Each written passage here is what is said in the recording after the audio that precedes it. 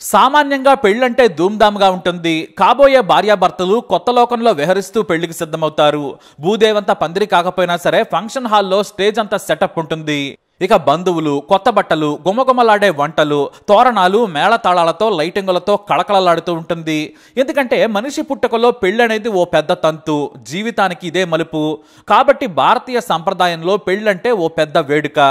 సరిగ్గా ఇలానే పంజాబ్లోని జలంధర్ జిల్లా నకోదర్ తాలూకాలోని మరియాలా గ్రామానికి చెందిన దీపక్ కూడా ఇదే రేంజ్లో రెడీ అయ్యాడు. ఇతనిది ప్రేమ పెళ్లి. ఇక మ్యారేజ్ ఎక్కడంటే మెగా టౌన్లో ఓ పేరున్న పెద్ద ఫంక్షన్ హాల్లో. పెళ్లి ఖర్చులు మొత్తం ప్రియురాలివే. అదేంటి మొత్తం ఖర్చు ఆమె మీదనే వేయడం తప్పు కదా అని మీరు అనుకోవచ్చు.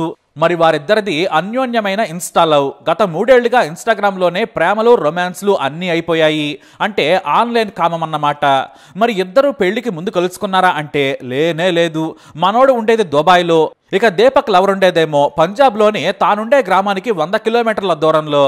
ఇన్స్టాలో మాటలు కలిశాయి. ఆ తర్వాత స్నేహం కామమైంది. ఆ తర్వాత ప్రేమ కూడా అయింది. దీపక్ ప్రియురాలి పేరు మన్ప్రీత్ కౌర్. చాలా అందంగా ఉంటుంది. ఇద్దరు రోజు ఫోన్లో మాట్లాడుకునేవారు. ఆన్లైన్లో వీడియో కాల్తో మజా కూడా చేసుకున్నారు.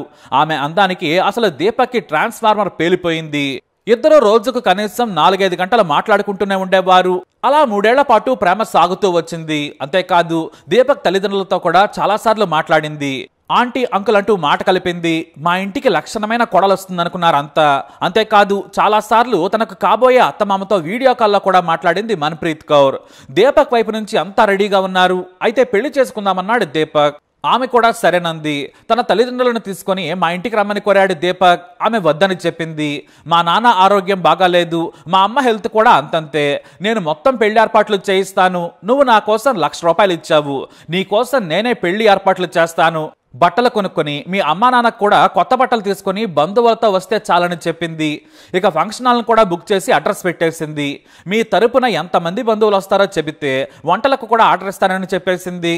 దీపక్ 100 మంది వస్తారని చెప్పాడు. అవునా, మా తరపు బంధువులైతే ఎక్కువ మంది ఉన్నారు. దాదాపుగా 200 మంది వస్తారు. మొత్తం 300 మందికి 20 వెరైటీలతో భోజనాలు పెట్టిస్తాను. మా తరపు బంధువులంతా చాలా రిచ్. నువ్వు సరాసరి పెళ్లి కొడుకు గెటప్లో ఫంక్షన్ హాల్కి పెళ్లికి ముందే రావాలి. కనీసం ముహూర్తానికి 12 గంటల ముందు రావాలని ప్రియుడికి చెప్పింది మన్ప్రీత్ కౌర్. సంకలు గుద్దుకున్న దీపక్ సరేనన్నాడు. కానీ అతని తండ్రి మాత్రం ఒకసారి 2 కుటుంబాలు కూర్చొని మాట్లాడుకుంటే బాగుంటుంది, మనకు విలేజ్లో పరువుకు సంబంధించిన విషయం అన్నాడు. కానీ దీపక్ మాత్రం అవసరమే లేదన్నాడు. మనది చాలా చిన్న గ్రామం, మన ఇంటికి వాళ్ళు రాలేరు. వాళ్ళు చాలా ధనవంతులు, కార్లలో తిరుగుతారు. మనది మధ్యతరగతి ఫ్యామిలీ, వాళ్ళు రిచ్ అన్నాడు. కాబట్టి వాళ్ళు రారని చెప్పేశాడు. దీంతో రిచ్ గాలను చేసుకుంటున్న కొడుకు సుఖపడతాడులే అని తండ్రి కూడా కొడుకు మాటలకు సరేనన్నాడు. పెళ్లి డిసెంబర్ 2న ఫిక్స్ చేశారు. కానీ సరిగ్గా 3 రోజుల ముందు తన తండ్రి ఆసుపత్రిలో ఉన్నాడు. డిసెంబర్ 6న ఫిక్స్ చేద్దామని చెప్పింది. సరేనన్నాడు దీపక్. డిసెంబర్ 4న తాను పెళ్లి కూతురు అయ్యేందుకు కొన్న బట్టలు కూడా చూపించింది మన్ప్రీత్. ఇక ఇటు తన పెళ్లి కొడుకు అయ్యేందుకు కొన్న షేర్వాణి కూడా చూపించేశాడు. బంధువులంతా వచ్చారు.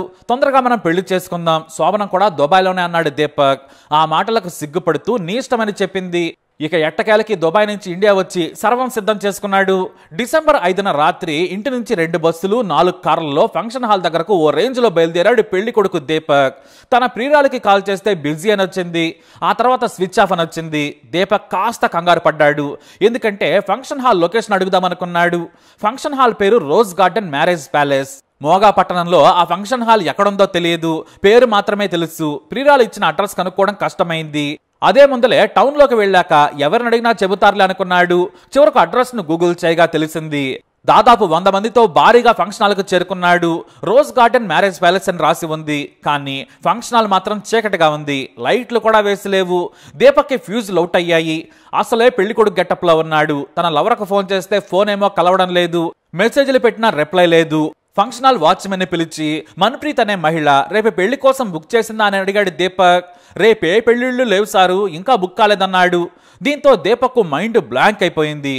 ప్రియురాలి ఫోన్ కలవడం లేదు. మరోవైపు 100 మంది అక్కడికి వచ్చి బేలగా చూస్తూ ఉన్నారు. గ్రామస్తులంతా దీపక్ చెవిలో అమ్మాయి పూలు పెట్టిందని అర్థం చేసుకున్నారు. మరి కొంతమంది నవ్వారు. గుడ్డిగా ఆ అమ్మాయిని ఎలా నమ్మేవారని నిలదీశారు. పెళ్లి మోసమని తేలిపోయింది. ఫంక్షన్ హాల్ కూడా మోసమే.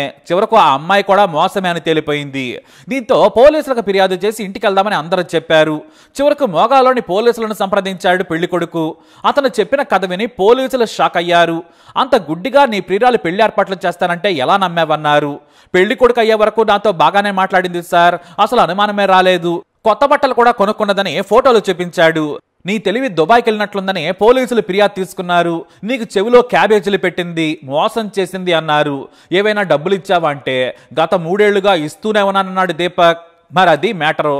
నిన్ను ప్రేమ పేరుతోనే హనీ ట్రాప్ చేసేసింది, నువ్వు మోసపోయావు అన్నారు మేత్పూర్ పోలీసులు. తమ పరువు పోయిందని దీపక్ తండ్రి అయితే కన్నీటి పర్యంతమయ్యాడు. అమాయకుడైన తన కొడుకును మోసం చేసిందని బోరుమన్నాడు.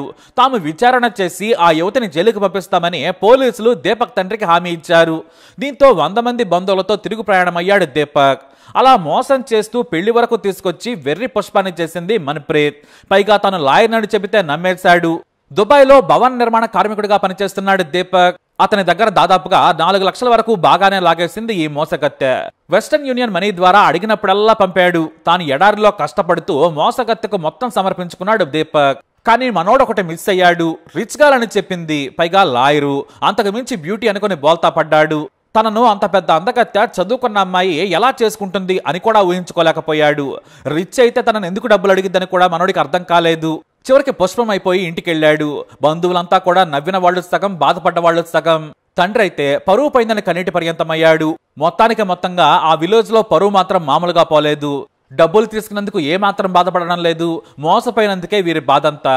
ఇక ప్రస్తుతానికి ఆ అమ్మాయి ఎవరో మనకు కూడా తెలియదు. పోలీసులు అయితే వేట మొదలు పెట్టారు.